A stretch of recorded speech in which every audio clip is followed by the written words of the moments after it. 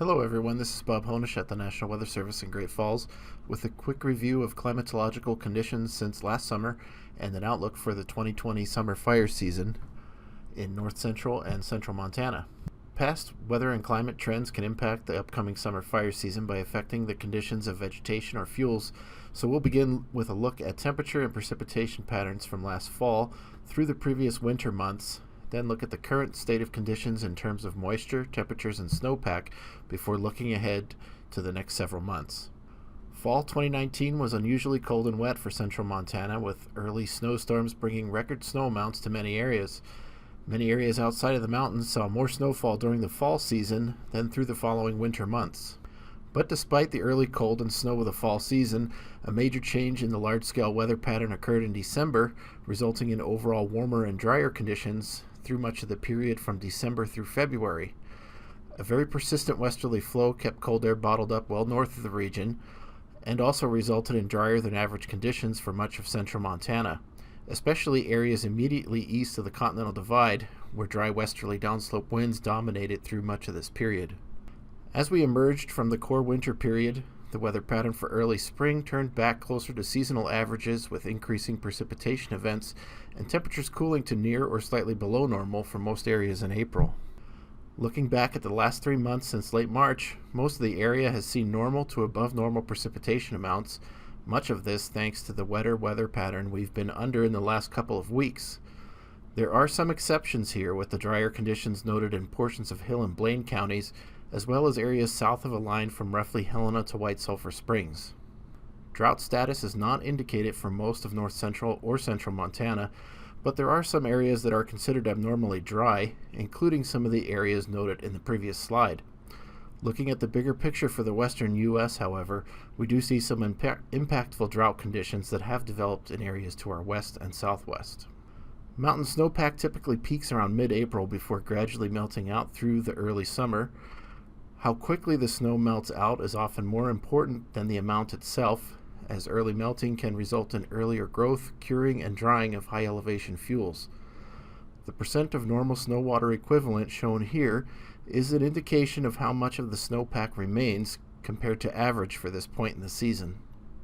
Taking a closer look at some of our mountain snow areas, these first two charts display the snow accumulation and melting trends for snowtail sites in the Smith, Judith, and Musselshell headwaters, which correspond roughly to the Little Belt Mountains, and the Sun, Teton, and Marias headwaters along the Rocky Mountain front.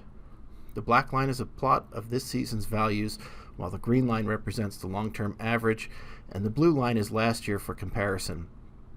Near to above normal snow water content began melting out in late April, then stalled or even gained some in early May, resulting in somewhat delayed melting for this point in the season. Similar trends are seen here in the Missouri Headwaters Mainstem Basin, which includes snowtail sites in the mountains around Helena, where snowmelt was initially melting out quicker than average, but has since slowed with current water content near seasonal averages for this point. Snow water content in the upper Blackfoot Basin near the Lincoln area was above average and is somewhat delayed in melting out compared to climatological averages and last year. After a relatively cool, and at least in eastern parts of central Montana, wet holiday weekend, a drier and warmer week is expected to finish out the month of May.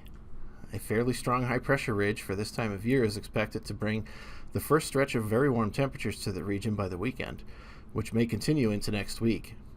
Many lower elevation areas are likely to see the first stretch of several days with afternoon temperatures above 80 degrees, with a few locations even possibly reaching temperatures near 90. While initially dry, the chance for showers and thunderstorms may increase next week as the high-pressure ridge shifts eastward. The main impact from this developing weather pattern would be a potential increase in the pace of melting out of the remaining snowpack going into the first week of June. Looking further ahead at the outlook into mid-June, the warmth and dryness of the next 2 weeks is not expected to be permanent, with better chances for temperatures cooling back to near or even below seasonal averages, with normal to above normal precipitation. The precipitation forecast is significant here, as precipitation amount and frequency is near or just past its seasonal peak in early to mid-June. Confidence in these forecasts, however, does drop off significantly at this time range, especially with regard to the precipitation. And finally, looking at the long-range outlook for the core summer fire season in mid to late summer, a tendency for warmer than average temperatures is indicated. Some of this is based on the possible development of La Nina conditions in the Pacific by late in the summer, as well as recent climatological trends for July and August temperatures to exceed long-term averages. While I'm showing the summer precipitation outlook here, which slightly favors below normal precipitation for our region, it's important to remember that long-term precipitation forecasts become very difficult at this time range, and especially during the summer months when precipitation is often scattered and localized in nature. The July and August Predictive Services outlook for wildland fire potential follow these trends and show normal fire potential for much of central and north central Montana, but do show above normal potential for western portions of the state, as well as inland portions of the Pacific Northwest and northwest portions of the Great Basin. Putting this all together, let's remember that normal fire seasons can be active at times, and that ultimately, the strength and duration of any extended periods of heat and dryness, as well as lightning activity, are usually the main drivers of fire activity as we get into the season. In summary, no large-scale precipitation deficits or drought are affecting the area as of late May. Higher elevation snowpack is melting out near or slower than average, but may be accelerated going into the first week of June. And the summer outlook favors a continued trend of warmer than average summer temperatures, especially later in July through August.